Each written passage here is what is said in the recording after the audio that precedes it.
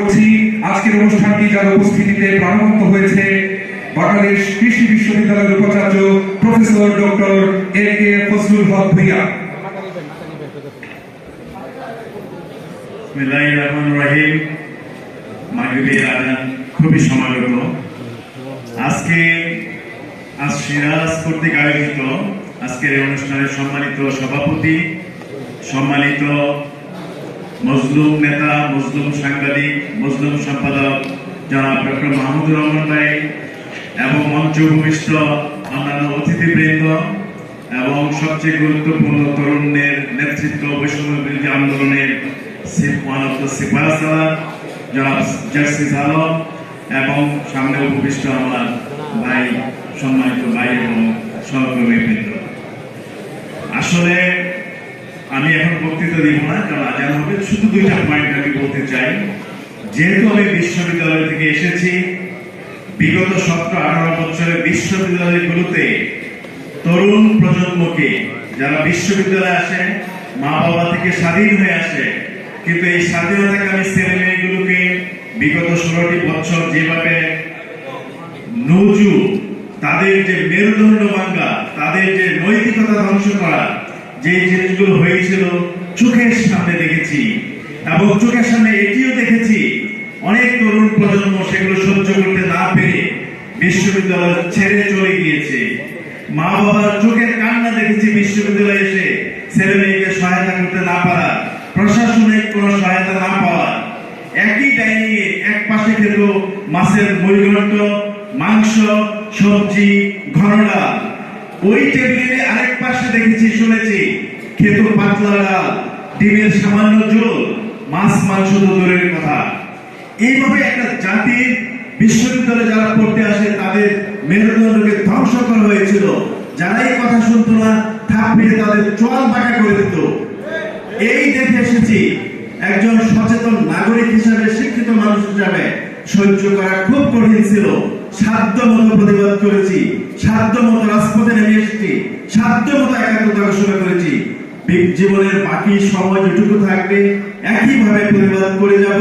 শুধু চাই একটি শোষণহীন এবং একটি জাতীয়তাবাদী ধর্মীয় ভিত্তিক মুসলমানদের জন্য একটা নিরাপদ আবাসস্থল বাংলাদেশে, যেন মুসলমান গোষ্ঠী এখানে যেন মাথা উঁচু করে পীরের মতো দেশে বসবাস করতে পারে, সেরকম ঐক্য দেখতে চাই, সেরকম কর্মসূচি দেখতে চাই, সেরকম করে বাকিটা জীবন বাঁচতে চাই। এটুকু আহ্বান জানিয়ে আমাকে দুটি কথা বলার সুযোগ দেওয়ার জন্য। বাংলাদেশের নতুন বাংলাদেশ গঠনের সংস্কার প্রস্তাবনায় অন্তর্ভুক্ত করতে হবে, এই আশাবাদ ব্যক্ত করে আমি আমার বক্তব্য উপাদান নিয়ে আবার ভাবতে থাকেন, ক্ষমতায় যাবেন, তাহলে বোকার স্বর্গে বসবাস করছেন। আমরা স্পষ্ট ভাষায় বলেছি, 3 আগস্ট যখন আমাদের এক দফা দাবি ঘোষণা হয়েছে, ফ্যাসিবাদী ব্যবস্থার বিলোপ এবং নতুন রাজনৈতিক বন্দোবস্তের ভিত্তিতে আমরা এই দেশকে দ্বিতীয়বার স্বাধীন করেছি। ফ্যাসিবাদের প্রতিটা উপাদান বিলোপ হওয়ার আগ পর্যন্ত বাংলাদেশে কোনো নির্বাচন হবে না।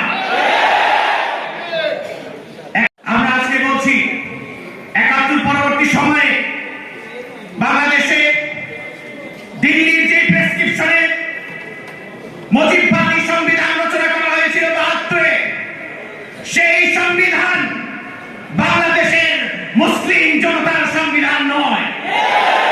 আমি মুফতি ফজলুল হক আমিনের সঙ্গে মিলিয়ে বলতে চাই, 72-এ যে প্রেসক্রিপশন দিল্লি থেকে মুজিবের হাত ধরে বাংলাদেশে প্রতিষ্ঠিত হয়েছিল, সেই সংবিধানকে ডাস্টবিনে ছুঁড়ে ফেলতে হবে। আমাদের বক্তব্য পরিষ্কার, বাংলাদেশে শহীদ করে শেখ হাসিনা এবং সেই আওয়ামী লীগ ফ্যাসিস্ট সরকার পুনরুল্লাস করেছিল। আজকে তারা পালিয়েছে। বাংলাদেশের আলেম ওলামার জয় হয়েছে, বাংলাদেশের সাধারণ ছাত্র জনতার জয় হয়েছে। সংগ্রামী ময়মনসিংহবাসী, দিল্লির সেই সেনাদাসরা দিল্লির ছায়াতলে পালিয়েছে, কিন্তু বাংলাদেশের আলেম ওলামা, বাংলাদেশের ছাত্র জনতা আজকে এই ময়মনসিংহের তারেক স্মৃতি টাউন হলে আজকে আমরা ঐক্যবদ্ধ, আজকে আমরা সমবেত।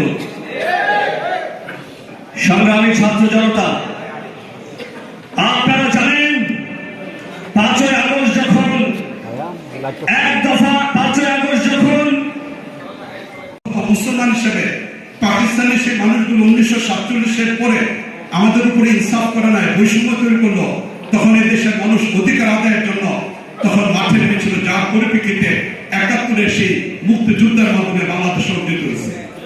আজও যদি এই দেশ টিকে থাকতে হয়, ভারতের এই আধিপত্য থেকে রক্ষা করতে হয়, বিকল্প কোনো পথ না, একমাত্র ইসলামের দ্বারা টিকে থাকতে হবে।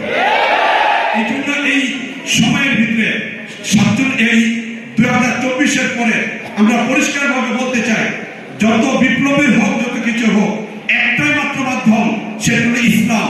যদি ইসলামকে দেশে প্রতিষ্ঠা করা যায়, তাহলেই কেবলমাত্র এদেশের স্বাধীনতা সার্বভৌমত্ব টিকে থাকবে, এছাড়া বিকল্প কোনো পথ নেই। আমিন আমাদেরকে তৌফিক দান করুন, দেশ এবং জাতির কল্যাণে সকলকে কাজ করার তৌফিক দান করুন। আজ সিরাজ ফাউন্ডেশনের উদ্যোগে আয়োজিত এই প্রোগ্রামে যে সকল মেহমান এসেছেন, তাদেরকে বিরুদ্ধে গভীর থেকে ভালোবাসা জানাই, উষ্ণ অভ্যর্থনা জানাই। আল্লাহ সকলকে নিরাপত্তার সাথে দেশ এবং জাতির কল্যাণে কাজ করার তৌফিক দান করুন। ওয়া আখিরু দাওয়ানা আলহামদুলিল্লাহ। ওষুধের উপরে ভ্যাট দেয়, যখন এই যে আমাদের ফোনে আমরা কথা বলি সেগুলোর উপরে যখন ভ্যাট বাড়ায়, যখন আমার ইন্টারনেটের দাম বাড়ায়, তখন আমরা তাদেরকেও প্রশ্নবিদ্ধ করব। কিন্তু যারা এই পুরো সিস্টেমটিকে নিজের ক্ষমতায় আসা একটি রাস্তা হিসেবে শুধুমাত্র অপব্যবহার করার চেষ্টা করছে, তাদেরকে প্রশ্ন করার মতো কেন আমার বুকে ওইটুকু সাহস থাকবে না?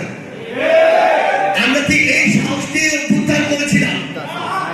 আমরা আপনাদেরকে শুধু একটি কথাই বলি, এই কথাগুলো আমরা যদি আজকে স্পষ্ট করে না বলতে পারি, ওই একই সিস্টেম ভিন্ন কোনো ভাবে আবার বাংলাদেশের মানুষের সামনে আসবে। আজকে বিগত 16 বছরে আমরা চাঁদাবাজি নিয়ে অতিষ্ঠ ছিলাম, আজকে কি চাঁদাবাজি হচ্ছে না? আজকে কি বিভিন্ন জায়গায় সিন্ডিকেট হচ্ছে না? এই সিন্ডিকেট গুলো অন্তর্বর্তীকালীন সরকারের উপদেষ্টারা করছে। যদি করে থাকে তাদের কথাও সামনে বলে থাকুন, কিন্তু যদি না করে যারা করছে তাদের কথা কেন আমরা বলছি না?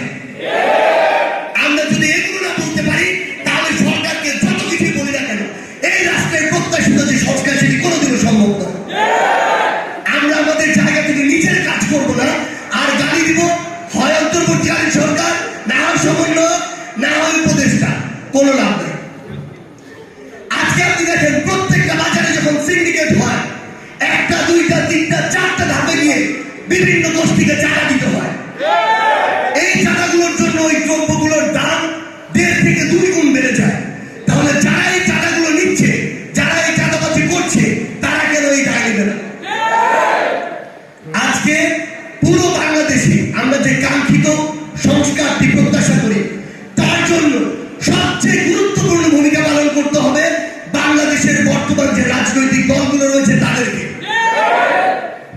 যদি তাদের এই সদিচ্ছা না থাকে, অন্তর্বর্তীকালীন সরকার কেন, তাদেরকেও যদি শেখ হাসিনা 16 বছর ছিল, তাদেরকেও 32 বছর দিল এই বাংলাদেশের কাঙ্ক্ষিত সংস্কার সম্ভব না। আমরা আমাদের জায়গা থেকে এই যে বাংলাদেশ রাষ্ট্রটা যে সম্ভাবনা নিজের চোখে দেখি, সেই সম্ভাবনাগুলোকে অল্প কিছু মানুষ ব্যক্তি স্বার্থে, ক্ষমতার পিপাসার স্বার্থে, গোষ্ঠীর স্বার্থে অনেক সময় বাধাগ্রস্ত করার যে অপচেষ্টা, সেই চেষ্টাগুলো চালাচ্ছে। আমরা আপনাদেরকে একটা অনুরোধই করি, আমরা অনেকের কাছে অনেক কিছু চাইবো, নিজের দায়িত্ব পালন করবো না, কোনো লাভ নেই। আমরা ঠিকই শুধুমাত্র আমাদের সুবিধাটা নিয়ে ব্যস্ত হয়ে থাকি। এই অল্প কিছু দিনে বাংলাদেশের মানুষকে নিজের জায়গা থেকে অনেক বেশি স্বার্থপর মনে হয়েছে। আজকে একজন ডাক্তার যাকে জেলা পর্যায়ে তার ওইখানে ট্রান্সফার করা হয়েছে, তিনি ঘন্টার পর ঘন্টা, দিনের পর দিন সুপারিশ করে একটা বিভাগীয় শহরে আসার জন্য, ঢাকায় যাওয়ার জন্য। নিয়ে এখনো সুবিবল যদি তাওহীদের যে বৈষম্যহীন সমাজ গড়ার প্রেরণা, সেটা আজকেও বাংলার জমিনে হয়নি। আমি আস্তে আস্তে কিছু উইকিপিডিয়া এবং বিভিন্ন পড়াশোনা করতেছিলাম ময়মনসিংহ নিয়ে। যখন 1492 সালে স্পেনের পতন ঘটে, তার 1 বছর আগে মজলুম খান নামে এক সেনাপতি এই ময়মনসিংহ অঞ্চলে ইসলামকে প্রবেশ করায়। আমি আজকে সেই সেনাপতিকে আমি স্মরণ করতেছি, সেই সাথে স্মরণ করতেছি এই 40 জন শহীদ যারা আমাদের এই জুলাই বিপ্লবে অংশগ্রহণ করেছেন। আমি সেই সাথে স্মরণ করতেছি শাহ সুলতান কমরুদ্দিন রুমি রহমতুল্লাহ আলাইহি। আমি স্মরণ করতেছি এই মাটির সন্তান হযরত বুরহানুদ্দিন বুড়াপি রহমতুল্লাহ আলাইহিকে। এই সাথে স্মরণ করতেছি আমাদের প্রখ্যাত রাজনীতিবিদ আবুল মনসুর আহমেদ সহকারে